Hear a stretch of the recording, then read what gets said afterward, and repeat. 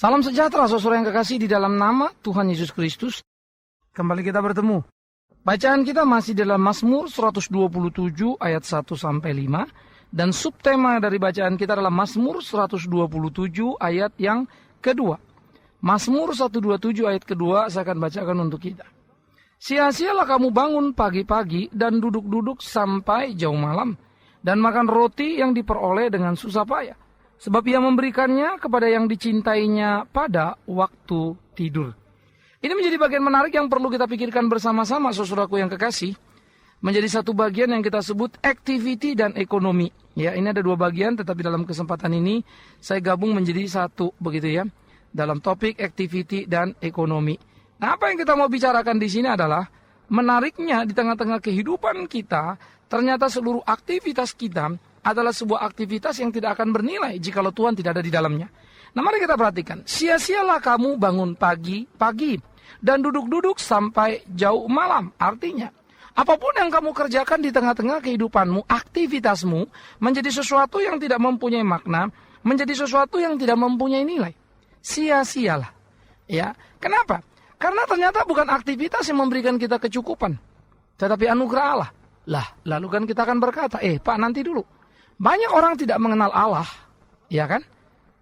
Mereka bekerja dan mereka makan. Ya, bahkan bukan cuma makan, mereka kaya raya. Bukan cuma kaya raya, mereka bisa kasih makan orang. Jadi bukan sendirinya yang makan, begitu ya. Nah, itu bagaimana? Nah, saudara-saudara harus memahami bagian ini dengan baik-baik, dengan jeli sekali. Seluruh aktivitasmu akan menjadi sebuah aktivitas yang tidak akan ada selesainya. Mirip seperti orang mengisi ember bocor.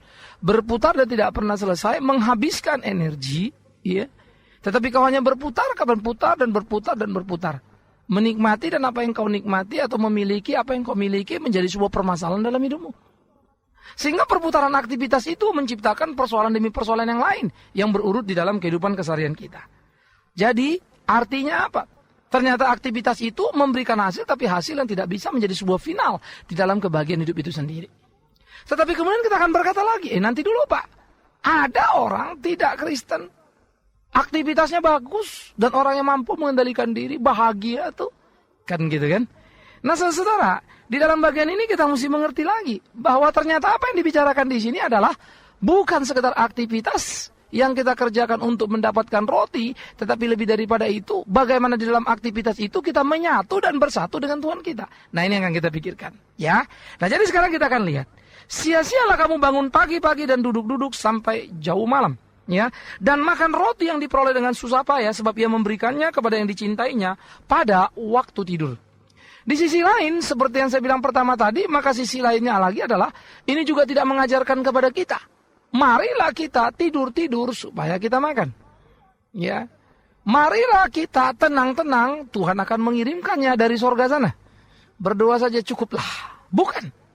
Tetapi sebaliknya, hati-hati lagi yang saya katakan tadi. Tidak juga kita mengatakan, kalau tidak di dalam Tuhan, maka aktivitas itu tidak akan memberikan roti. Ya. Lalu apa benefitnya? Lalu bagaimana korelasinya di dalam hubungan kita dengan Tuhan kita? Nah saudara, Alkitab mengajarkan kepada kita, seluruh aktivitas yang memberikan kamu roti tidak akan mempunyai makna jikalau pertama kamu tidak memahami sebetulnya Tuhan sudah menyediakan roti itu bagimu. Maka pencarianmu akan menjadi pencarian yang berpusat kepada dirimu. Maka pencarian yang berpusat kepada dirimu menciptakan kepuasan batinmu sendiri, kan gitu. Ya, nah ini pertama dulu.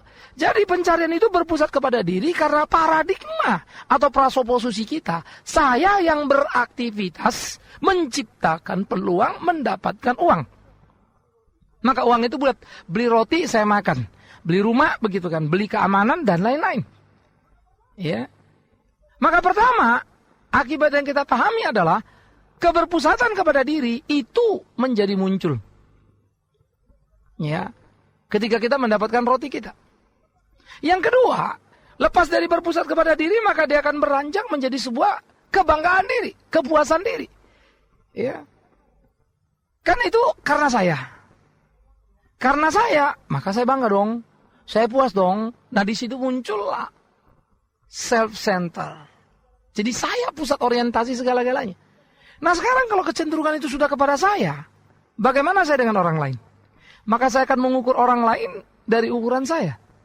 Seorang itu baik atau tidak baik, benar atau tidak benar, itu ukuran saya pakai. Maka makin hari saya makin self-center, makin hari makin saya rasa hebat. Maka yang ketiga ini memberikan dampak menutup diri terhadap yang ilahi. Loh kok bisa begitu Pak? Iya. Loh ternyata dia orang beragama loh Pak. Betul. Sampai beragamanya pun ukurannya adalah ukuran dirinya. Maka kebenaran keagamaannya adalah apa yang dilakukannya. Sehingga sebetulnya dia menutup diri kepada yang ilahi, artinya yang ilahi membeda dia, yang ilahi mengadili dirinya, yang ilahi mengukur dirinya, itu sudah tertutup. Karena apapun yang ilahi itu adalah ukuran dirinya sendiri. Karena berpusat kepada diri, bangga diri, maka ukuran diri itulah yang muncul. Maka akhirnya seluruh aktivitasnya yang dikerjakannya, yang memberikan dia roti, ya bisa jadi dia sombong. Atau memberikan roti, bisa jadi dia rendah hati. Memberikan roti, bisa jadi dia sangat religi, beragama. Tetapi ternyata seluruh yang dilakukannya, kerendahan hatinya, sikap keberagamanya, atau mungkin dalam ekses negatif dia sombong, tetap satu, berpusat kepada diri. Ya kan? Itu menjadi nilai pada dirinya. Sehingga ukuran-ukuran yang dilakukannya tadi, religius tadi, ataupun rendah hati, itu ukurannya dia. Ya. Dan itu pun dilakukan dalam kerangka ingin mendapatkan nilai tambah. Yaitu pujian dari orang lain bahwa dia rendah hati, bahwa dia religius gitu ya. Ya unik sekali saudara. Maka perputaran-perputaran pada diri itu memang bisa muncul positif, bisa muncul negatif. Muncul bagus dan tidak bagus, tetapi semuanya bermuara kepada kepuasan diri. Nah ini menjadi satu jebakan yang menyesatkan. Karena itulah saya suka dengan ayat ini yang mengatakan sia-sialah kamu bangun pagi-pagi, duduk sampai jauh malam. Karena apapun yang kamu makan itu datang daripada Tuhan. Jadi kalau tidak ada kesadaran ini, maka seluruh aktivitas kita hanyalah merupakan sebuah aktivitas yang justru hanya ingin membesarkan diri. Membuat kita semakin gelap dan tak lagi merasakan perlu Tuhan di dalam kehidupan. Atau perlu Tuhan, tapi dalam ukuran yang kita gunakan. Bukan dalam ukuran Tuhan mau apa, tapi saya mau apa. Ya, bukan Tuhan bagaimana, tapi saya bagaimana. Saya sudah begini sama Tuhan, saya harus begini dengan Tuhan, saya harus begini dengan Tuhan. Tapi semangat yang muncul semangat manusiawi. Ini bahaya sekali saudara. Karena bisa jadi kita berada pada jalur putih dalam tanda petik, pada jalur baik dalam tanda petik, pada jalur benar dalam tanda petik. Tetapi hati-hati, kebaikan dan kebenaran diukur dari kebaikan dan kebenaran Tuhan itu sendiri. Dalam Roma pasal 3, 9, 10, 11 ada satu ayat bagian mengatakan, tidak seorang pun yang mencari Tuhan, seorang pun tidak. Iya kan? Jadi nggak ada satu orang pun yang cari Tuhan. Nah, kalau tidak ada seorang pun yang mencari Tuhan, artinya apa? Tidak ada orang satu pencari Tuhan. Tidak ada pun satu yang baik, tidak ada pun satu yang benar. Padahal kan tadi saya bilang, siapa bilang nggak ada yang baik? Siapa bilang nggak ada yang benar? Alkitab. Tapi faktanya, kan ada baik, ada benar. Yes. Tapi dalam ukuran kita, manusia. Tapi waktu dibawa kepada ukuran Allah, semuanya gugur. Maka religiusnya, keagamaannya hanya ukuran kemanusiaan, tetapi di hadapan Tuhan tidak. Dan kita tidak bisa membenarkan diri di hadapan Tuhan. Jadi apa yang dikatakan Mazmur ini harus dipandang jauh sekali ke belakang. Ini bukan sekadar kita kerja terus berdoa, karena bukan cuma orang Kristen yang begitu. Ya, bukan begitu. Banyak sekali saya mendengar khotbah-khotbah bagian ini terlalu disederhanakan. Padahal persoalan-persoalan kita bukan di situ, saudara. Kalau soal itu saja kan jadi repot. Karena bukan cuma kita yang berdoa, bukan cuma kita yang beragama, orang lain pun begitu. Bukan cuma kita yang cari makan, keluarganya baik, orang gak Kristen pun begitu. Ini menjadi satu personal relationship yang utuh dengan Tuhan, yang membangun satu prasoposisi utuh. Bahwa hidup bersama dengan Tuhan menjadi satu kebangunan yang sejati itu. Maka penemuan diri menjadi satu penemuan yang ilahi. Bagaimana Tuhan menuntun, membimbing kita. Kenapa? Karena tadi itu. Kita sadar betul bahwa Tuhan memberikan roti kepada kita pada waktu kita tidur. Jadi roti yang kita dapatkan itu bukan karena kita dapatkan hanya karena kita baik, hanya karena kita itu orang beragama, hanya kita itu orang suka menolong orang lain misalnya begitu ya. Sehingga itu menjadi semacam upah yang kita terima. Bukan melulu itu. Tapi betul-betul kita sadar providensi atau pemeliharaan Allah itu sangat nyata menuntun, membimbing kesabarannya, kemurahannya. Bahkan sampai kadang-kadang ada orang gak baik pun masih bisa makan. Coba pikir saudara. Ya. Ada orang yang menjengkelkan menurut Tuhan kita, tapi Tuhan masih mengasihinya. Coba pikirkan, itu kan banyak. Itu kan saudara bisa lihat. Coba lihat orang Israel. Masih makan mana? Ya dilindungi tiang-tiang apa, padahal yang brengsek tidak kurang-kurang kan? Maka kita melihat sebetulnya perspektif ini menolong sekali. Jadi bukan sekedar bagaimana saya melakukan aktivitas saya untuk mendapatkan roti. Activity to economy. Tetapi bagaimana dia memberkati dan menjamin hidup saya. Dia pelihara hidup kami. Ini menjadi luar biasa. Maka perspektif ini akan menolong kita sebetulnya justru semakin melihat kemurahan Tuhan di tengah-tengah kehidupan. Menarik ya? Sungguh luar biasa. Maka kemurahan Tuhan di dalam kehidupan itu, kemurahan Tuhan yang mewarnai kehidupan itu menjadi satu kemurahan yang menemukan kesadaran. Kesadaran apa? Kesadaran diri. Kesadaran diri yang semakin mendalam, semakin kita sadarilah diri kita ternyata hanya berarti karena Tuhan bermurah hati. Dan hidup kita ini tidak berarti kalau Tuhan tidak bermurah hati. Sehingga kita menemukanlah kesadaran dalam hidup kita yang penting itu kan Tuhannya bukan sekedar activity dan roti. Waduh, luar biasa sekali. Maka ini loh mutiara yang pentingnya itu. Jadi bukan fenomena rotinya. Bukan fenomena activity berdoanya. Bukan. Bukan sekedar bangun pagi lalu berdoa karena tradisi. Salah dong. Tapi penemuan personal dengan Tuhan itu loh. Manis sekali saudara. Jadi Mazmur 127 ini sangat syarat, sangat dalam. Untuk dipahami dengan utuh yang menciptakan atau membuat kita berbeda dengan orang-orang di sekitar kita pada intisari harapannya. Jadi jangan buru-buru salah mengerti dulu. Jangan bilang apa itu orang benar. Seperti Mazmur 73 kan. Kebingungan muncul. Orang berdosa gendut-gendut. Tapi orang benar kurus-kurus. Kira-kira ekstrimnya begitulah. Ya. Dipertanyakan orang benar, kenapa orang itu begitu, orang-orang fasik itu. Tapi tidak berarti semua orang gendut lalu kita bilang fasik ya. Kacau balau kita nantikan begitu kan. Bukan begitu. Atau semua orang kurus itu benar, ya enggak gitu. Tapi kebingungan daripada orang benar melihat orang fasik kok kayaknya jaya-jaya amat. Artinya apa? Mazmur juga sudah menceritakan pada kita ada orang yang jaya. Tapi ada orang yang tidak jaya padahal dia benar. Kebingungan-kebingungan kan. Oleh karena itu ini bukan sekedar makan roti atau tidak makan roti, gendut atau kurus. Bukan. Ini bukan sekedar kenyang atau tidak kenyang. Tetapi kepuasan batinnya. Lalu saudara tanya, lah itu kok buktinya nanya-nanya. Di pertanyaan itulah dia menemukan jawaban. Di jawaban itulah dia menemukan kekuatan. Itu kesadaran. Ternyata pemeliharaan Tuhan lebih dari fenomena yang bisa dilihat mata. Wow, hebat sekali. Maka orang-orang ini akan menerobos. Wow, luar biasa. Kok sejujurnya saudara, bukan makanan yang memuaskan kan, tapi hati kita. Makanan mah cuma mengenyangkan perut kita, tapi belum tentu memuaskan hati kita. Dan makan gak puas itu paling gak enak. Yang enak itu makan puas. Dan puas itu bukan perut, hati. Kan begitu. Oleh karena itulah orang-orang yang takut kepada Tuhan akan diberkati. Sehingga pencarian mereka, aktivitas mereka tidak menjadi sesuatu yang sia-sia. Karena mendatangkan kepuasan di dalam dirinya. Kesadaran hubungan dengan Tuhannya. Maka makin dia beraktivitas dari hari lepas ke hari. Makin dia bertumbuh dalam pengenalan akan Tuhan. Karena didasari dan disadari satu pemahaman yang utuh. Tuhan menolong aku dan Tuhan sudah menyediakannya bagiku. Maka orang-orang seperti ini akan menjadi rendah hati bukan karena menjadi ukuran diri dan kepuasan diri. Tetapi menjadi rendah hati karena sadar diri bahwa apa yang diperolehnya hanyalah semata-mata anugerah dari Tuhan. Wow, bagus sekali. Ini kan luar biasa saudara. Maka penjelajahan pemahaman ini makin dalam, makin dalam, makin dalam, makin indah. Oleh karena itu saya suka mengatakan tidak terlalu penting sebetulnya apa yang saudara miliki.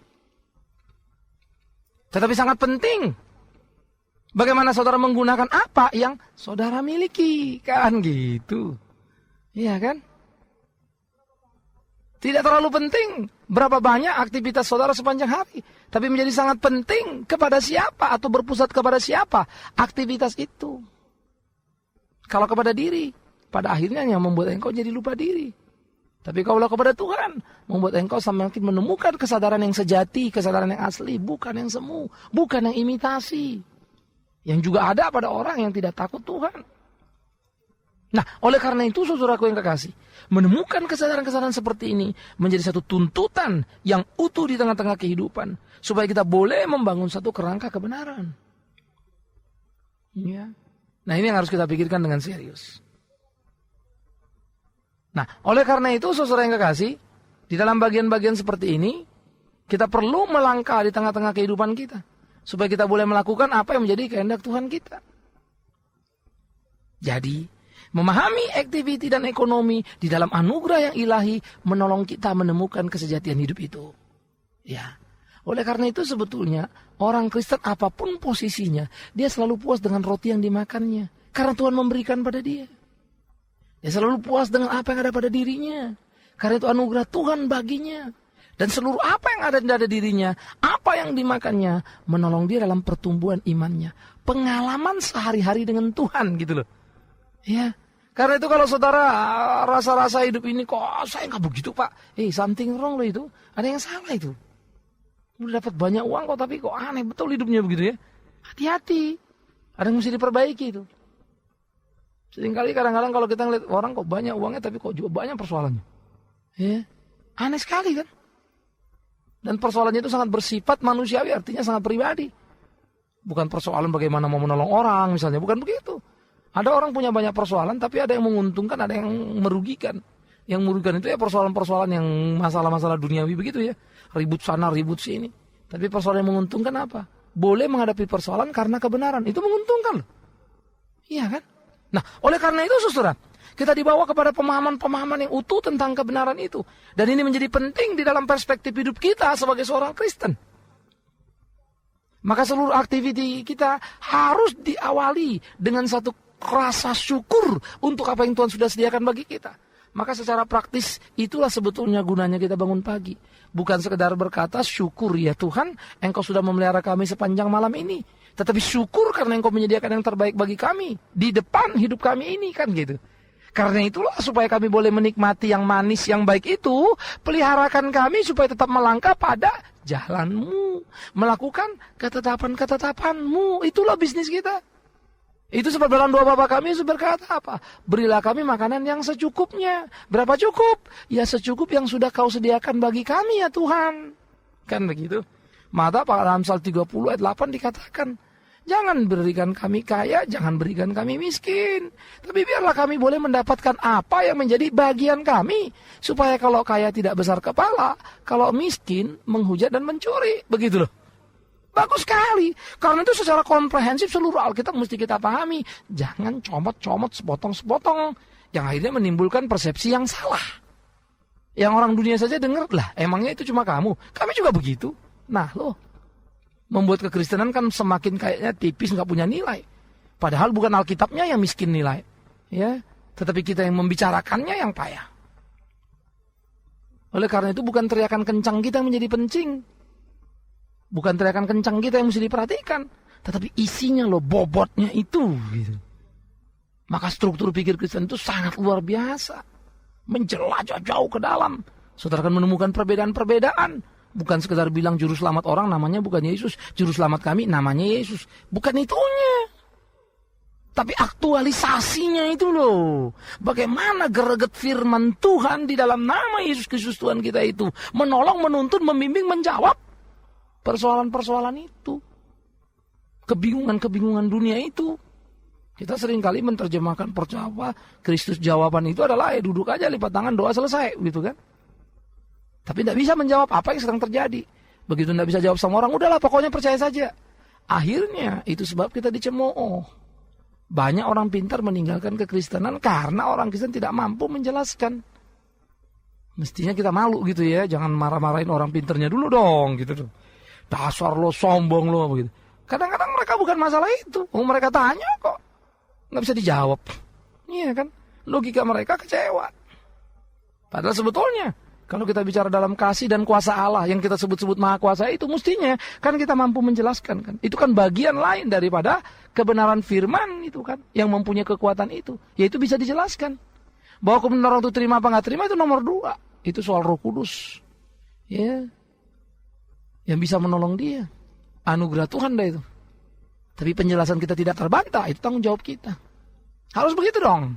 Maka semangat inilah yang kita kerjakan. Itu sebab activity dan ekonomi akan bertumbuh semakin naik berdasarkan kerelaan kehendak Tuhan. Tetapi yang menjadi penting adalah ukuran kepuasanmu bukan letak di situ, tapi bagaimana kau menyikapi itu. Wah, ini perhatikan ya. Jadi bukan pada rotinya, tapi sikap terhadap roti itu loh. Artinya gimana Pak? Ya kalau kau dapat roti itu kau sadar betul ini anugerah Tuhan. Loh thanks, kan puas artinya kan. Jadi bukan rotinya besar atau kecil, bukan kaya apa miskinnya, bukan. Dan Tuhan akan terus memberkati kau. Tapi hati-hati, memberkati kau tidak berarti perekonomianmu makin hari makin tinggi, nggak tentu juga. Banyak orang yang tetap saja ke ekonominya begitu ya. Nggak terlalu menyolok perkembangannya. Malah ada orang bilang stabil aja gitu, statis aja begitu. Tapi hidupnya puas banget loh. Diberkati Tuhan benar. Nah jadi tolonglah jangan kita bersembunyi di balik ambisi dan keinginan pribadi lalu untuk mengenyangkan perut kita ini. Tapi mengabaikan berkat Tuhan pada sisi yang lain lagi. Berkat Tuhan itu banyak sekali, luar biasa sekali. Ya. Pada satu orang Tuhan betul-betul beri roti yang banyak sama dia. Dan bisa dinikmati. Satu orang lagi rotinya sedikit, juga bisa dinikmati. Artinya apa? Sama saja kepuasannya menikmati. Kan gitu. Itunya yang penting. Jadi jangan pada roti banyak atau sedikitnya. Oleh karena itu muncul pertanyaan kalau hidupmu senantiasa mengeluh, berkeluh kesah. Loh ini aktivitasmu ini dalam siapa ini? Maka sia-sialah kau bangun kerja jungkir balik. Taumu cuma mengeluh, marah-marah, jengkel. Kenapa? Karena kau tidak menyadari Tuhan yang menyertai. Tuhan ambil bagian dalam hidupmu itu. Kau mengabaikan itu. Tapi kalau kesadaran penyertaan Tuhan itu utuh dalam hidupmu, hidupmu akan bahagia, saudaraku. Ya. Oleh karena itu, ketika kau punya problema di tengah-tengah kehidupanmu, pergumulan yang begitu berat dan sulit, maka saya ingin mengatakan bukan pergumulannya yang berat. Kau yang kurang dekat dengan Tuhan. Bukan persoalannya yang terlalu jelimet. Kamunya yang jelimet dalam percaya pada Tuhan. Itu loh. Karena itu sebetulnya di dalam Tuhan, apapun aktivitasmu itu akan mendatangkan kelegaan dan kepuasan termasuk ketika itu menghadapi persoalan. Ya, saya menghadapi kasus demi kasus, persoalan demi kasus yang menjengkelkan betul-betul. Tapi kemudian makin hari saya makin belajar. Iya ya, semua itu hanya memperkaya saya. Minimum itu membuat saya makin sadar betapa lemahnya saya dan banyaknya rapuh dalam diri saya yang perlu diperbaiki. Dalam kerangka memahami kehendak Tuhan.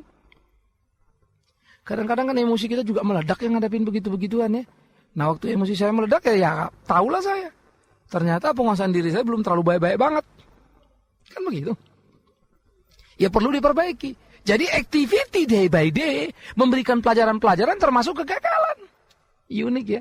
Itulah Tuhan menyertai. Maka kita bersyukur pada Tuhan yang membawa kita pada kesadaran diri betapa kurangnya kita dan membawa kita pada kesadaran diri betapa butuh dan perlu secara mutlak yang ilahi Tuhan kita di dalam hidup kita.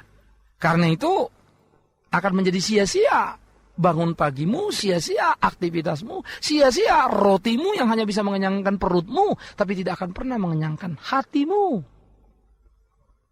Karena itu saudaraku yang kekasih, apapun yang kita lakukan, marilah kita lakukan dalam kesadaran. Pemeliharaan Tuhan mendahului langkah-langkah kita. Pemeliharaan Tuhan mendahului aktivitas kita. Maka apapun yang bisa kita kerjakan, kita nikmati dalam hidup ini semata-mata kasih karunia-Nya. Nah, sekarang bagaimana dengan engkau? Masih mau menepuk dadamu? Rasa dirimu hebat? Op. Stop. Kembali pada Tuhan. Ingat, apapun yang kau punya, itu dari Tuhan. Jangan besar kepala. Tetapi sebaliknya, ketika kau merasa kurang ini, kurang itu, kau mau mengeluh, kau mau marah, stop. Jangan. Sakitlah, inilah, onolah, apalah. Nanti dulu. Ya, belajarlah mengerti, Tuhan memelihara. Maka dalam pemeliharanya belajarlah untuk melewati, menikmati apa yang ada. Karena dia tidak pernah salah dalam mendidik kita, dalam memelihara kita. Dia punya jutaan cara yang tak pernah terpikirkan oleh kita. Miliatan cara atau apapun cara namanya. Tapi yang jelas kita nggak bisa ngitungnya, nggak bisa ngesetnya.